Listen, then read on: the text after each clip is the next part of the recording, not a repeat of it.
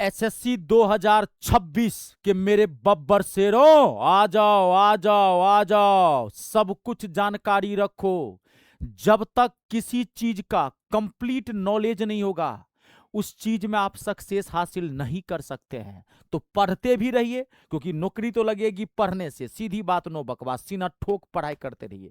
और एसएससी क्या नए नए नियम लाता है, क्या चेंजेस करता है, उसकी भी जानकारी रखिए, ताकि आपको सिलेक्शन लेने में पूरी सुविधा हो। तो आइए, एसएससी ने 2026 के सभी एग्जाम के लिए, चाहे वो सीजीएल हो, सीपीओ हो, सीएचएसएल हो, एमटीएस हो, स्टेनो हो, सभी एग्जाम के लिए एक नया रूल लागू करने वाला है। लागू करने वाला क्या कर दिया है, वो मैं आपको बताता हूं, नया रूल क्या है और उसमें आपको क्या फायदा होने वाला है और आपको क्या करना है, ये पूरी जानकारी मैं आपको दूंगा। देखिए, एसएससी ने 2026 के सभी परीक्षाओं के लिए फिक्स एंड फ्लॉट, ये नियम लागू किया गया। फिक्स एंड फ्लॉट नियम नामक एक नया स्लाइडिंग मैकेनिज्म, एक नियम लागू किया गया है।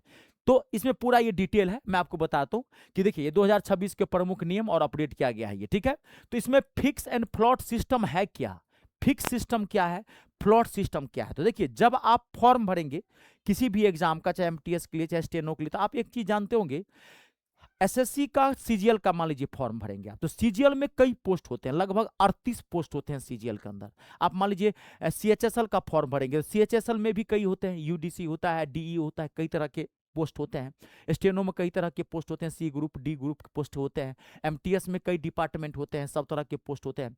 तो आप जब पोस्ट भरेंगे, तो वहां पर अब जो है वो दो कॉलम आएगा, दो आपको कॉलम दिखाएगा। एक दिखाएगा, एक दिखाई पड़ेगा आपको फिक्स बॉक्स, एक दिखाई पड़ेगा आपको फ्लॉट बॉक्स। तो आपको कौन सा बॉक्स भरना है, क्या है दोनों के अंतर, बीच अंतर मैं आपको समझा दे रहा हूं। देखिए यहां पे क्या है, फिक्स प्लॉट का मतलब क्या है। देखिए, फिक्स प्लॉट क्या है, यदि आप आवंटित पद से संतुष्ट हैं, मान लीजिए आपने जो पद सेलेक्ट किया वहां पे, उस पद से आप संतुष्ट हैं, तो उसे आप फिक्स चुनते हैं।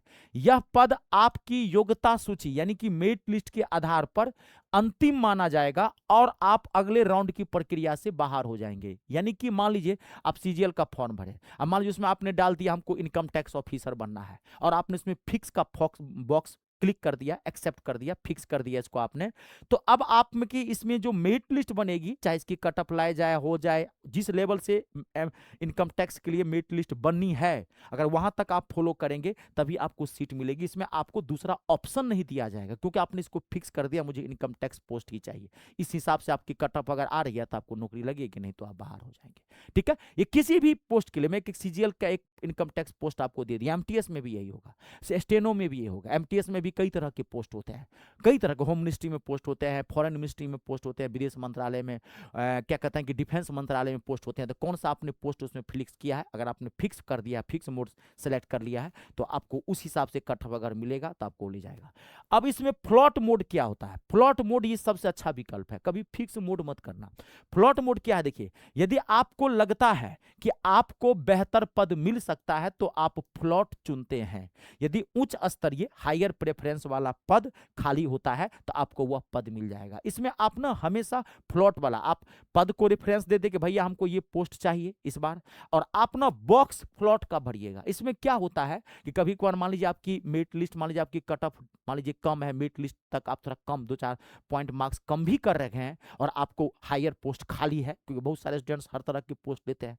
बहुत सारे ऐसे स्टूडेंट्स हैं जो मेरिट लिस्ट में काफी अच्छा मार्क्स लेके आता है, लेकिन उसको नॉर्मल पोस्ट चाहिए होता है, इधर उधर का पोस्ट चाहिए, तो 10 तरह के पोस्ट आते हैं। इनकम टैक्स लोग नहीं लेना चाहते, बहुत सारे लोग प्रिवेंटिव ऑफिसर लेना चाहते हैं, बहुत तरह के पोस्ट होते हैं। तो आपका कम भी कट ऑफ होगा, कम भी मेरिट लिस्ट में 2-4 पॉइंट कम है, और आपने स्लॉट किया है, तो अगर कोई हायर पोस्ट खाली है, अच्छा पोस्ट खाली है, तो आपको रेफरेंस देगा। तो यही है आपका फिक्स एंड फ्लॉट नया सिस्टम, जो एसएससी के 2026 में होने वाले जितने भी एग्जाम होंगे सब में ये लागू कर दिया गया। फॉर्म भरते समय इसका ध्यान रखिएगा, इस पे और मैं आपको अपडेट कर दूंगा। ठीक है, ये वीडियो सबके पास शेयर कर दीजिए, क्योंकि देखिए, कर भला तो हो भला। सब स्टूडेंट आस लगाए बैठे रहते हैं, सबका माँ बाप एक भाई सपना लेके पाला रहता है, तो सही जानकारी देना आपका कर्तव्य है, इसलिए वीडियो को लाइक और शेयर जरूर कर दीजिए। जय जवान, जय किसान, जय हो हिंदुस्तान।